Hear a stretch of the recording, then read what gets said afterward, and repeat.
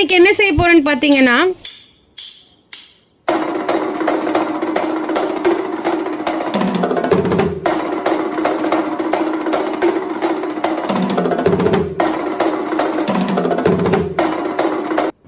மிர்ச்சிக்கா சாலான். பிரியாணிக்கு எப்போவுமே நம்ம பிரிஞ்சால் கிரேவி தான் செய்வோம். இன்றைக்கி நம்ம டிஃப்ரெண்ட்டாக ஹைதராபாத் நிசாமி டிஷ்ஷான இந்த மிர்ச்சிக்கா சாலானை தான் நாம் இன்றைக்கி செய்ய போகிறோம். இது நம்ம பஜ்ஜி மிளகா வச்சு தான் பண்ண போகிறோம். அதை எப்படி பண்ணுறதுன்னு பார்க்கலாம் வாங்க. நம்ம இப்போ வீடியோக்குள்ளே போகலாம்.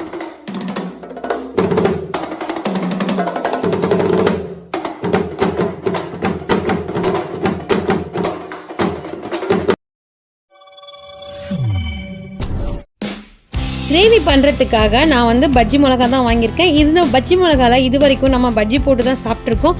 இன்றைக்கி நம்ம டிஃப்ரெண்ட்டான ஸ்டைலில் பிரியாணிக்கு சைட் டிஷ்ஷான ஒரு கிரேவி ரெடி பண்ண போகிறோம். அதுக்காக இந்த பஜ்ஜி மிளகாவை நம்ம வாஷ் பண்ணி எடுத்துகிட்டு இந்த மாதிரி கீறி எடுத்துக்கலாம்.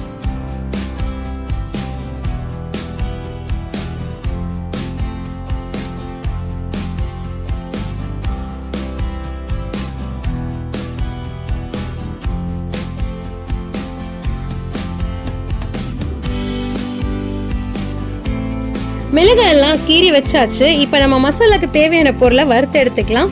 2 டேபிள் ஸ்பூன் அளவுக்கு வேர்க்கடலை சேர்த்துக்கலாம். இது கூடவே 1 டேபிள் ஸ்பூன் அளவுக்கு எள்ளு சேர்த்துக்கலாம். வெள்ளை எள்ளு சேர்த்துக்கணும். இது கூடவே 1 டேபிள் ஸ்பூன் அளவுக்கு கசகசாவையும் இதோட சேர்த்து நல்லா வறுத்துடலாம்.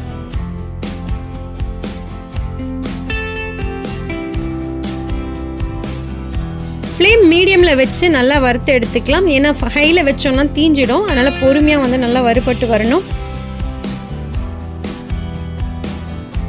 எல்லாம் ஓரளவுக்கு வறுபட்டு வந்ததும் ஒரு 3 துண்டு அளவுக்கு தேங்காவை பொடியாக கட் பண்ணி அதையும் இதோட சேர்த்து நம்ம நல்லா வறுத்துக்கலாம்.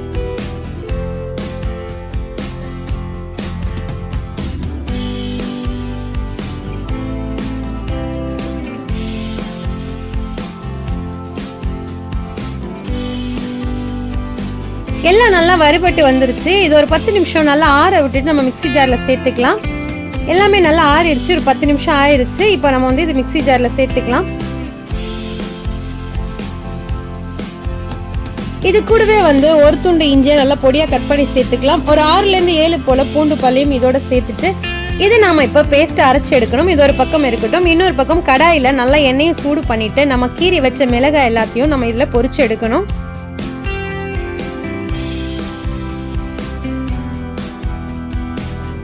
மீடியம் ஃப்ளேமில் வச்சு இந்த அளவுக்கு நல்லா பொரிஞ்சு வர அளவுக்கு நம்ம மிளகாய் பொரிச்சு எடுத்துக்கணும். இப்போ நல்லா பொரிஞ்சிருச்சு. இப்போ நம்ம இது வேற ஒரு பிளேட்டுக்கு டிரான்ஸ்ஃபர் பண்ணிக்கலாம்.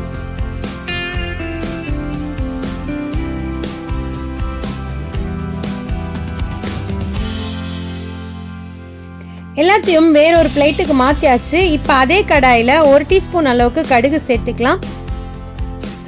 கடுகு நல்லா பொரியட்டும். 1/2 டீஸ்பூன் அளவுக்கு இது கூட சீரகமும் சேர்த்துக்கலாம். இது கூடவே கொஞ்சமாக கருவேப்பிலை சேர்த்துக்கலாம். எல்லாம் நல்லா பொரிஞ்சு வந்துருச்சு. இப்போ நான் 2 பெரிய வெங்காயத்தை பொடியாக கட் பண்ணியிருக்கேன். அதையும் இதோட சேர்த்து வெங்காயத்தை நல்லா வதக்கிக்கலாம்.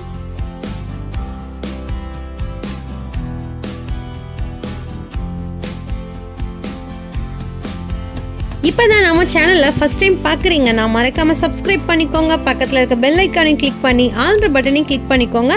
அப்போ தான் நான் போடுற வீடியோஸ் உங்களுக்கு நோட்டிஃபிகேஷனில் வரும்.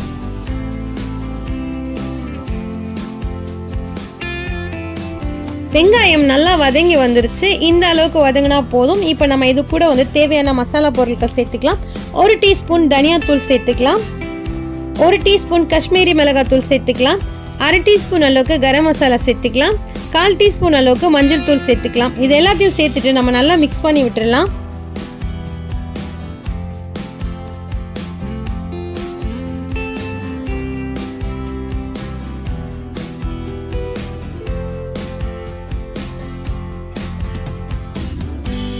மசாலா எல்லாம் சேர்த்துட்டு மீடியம் ஃப்ளேமில் ஒரு 2 நிமிஷம் நல்லா கலந்து கொடுத்துட்டதுக்கப்புறமா நம்ம அரைச்சி வச்சோம் இல்லையா வேர்க்கடலை, எள்ளு, கசகசா, தேங்காய் இதோட பேஸ்ட்டை நம்ம இப்போ சேர்த்து நல்லா கலரி விட்டுடலாம். இதோட பச்சை வாசனை கொஞ்சம் போகணும். ஏன்னா நம்ம இஞ்சி பூண்டு பேஸ்ட் சேர்த்துருக்கிறதுனால.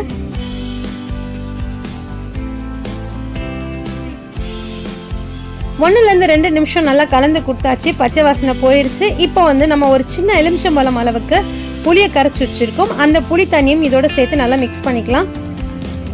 இது கூடவே வந்து நம்ம இப்போ தேவையான அளவுக்கு தண்ணி சேர்க்கலாம். நான் மிக்ஸி ஜார் அலசிட்டு அதோட தண்ணி ஒரு 1.5 கிளாஸ் அளவுக்கு சேர்த்துருக்கேன். சேர்த்துட்டு நம்ம உப்பு எல்லாமே செக் பண்ணிவிட்டு இதை நல்லா கொதிக்க விட்டுடலாம்.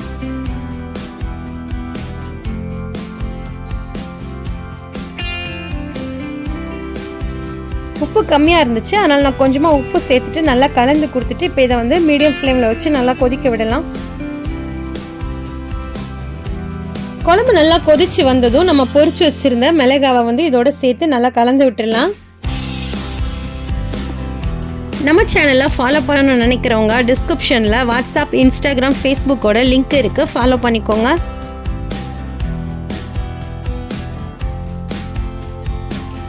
ஒரு 5 நிமிஷம் நம்ம மூடி வச்சு இதை லோ ஃப்ளேமில் வேக வச்சு எடுத்துக்கலாம்.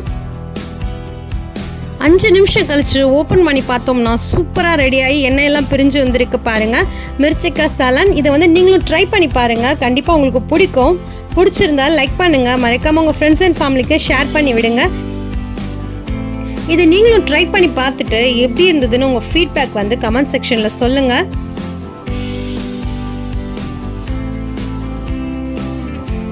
நான்வெஜ்க்கெல்லாம் ராஜானா பிரியாணி தான். அந்த பிரியாணியை இது வரைக்கும் நம்ம பிரிஞ்சால் கிரேவியோட டேஸ்ட் பண்ணி பார்த்துருப்போம். கொஞ்சம் டிஃப்ரெண்ட்டாக இந்த பஜ்ஜி மிளகாவில் பண்ண இந்த கிரேவி வச்சு நீங்கள் ட்ரை பண்ணி பாருங்கள். டேஸ்ட் வேறு லெவலாக இருந்தது. பர்சனலாக சொல்கிறேன், ரொம்பவே சூப்பராக இருந்தது. கண்டிப்பாக நீங்களும் ட்ரை பண்ணி பாருங்கள். இன்னும் ஒரு நல்ல ரெசிபியோடு உங்களை நான் சந்திக்கிறேன். அது வரைக்கும் டாடா பாய்.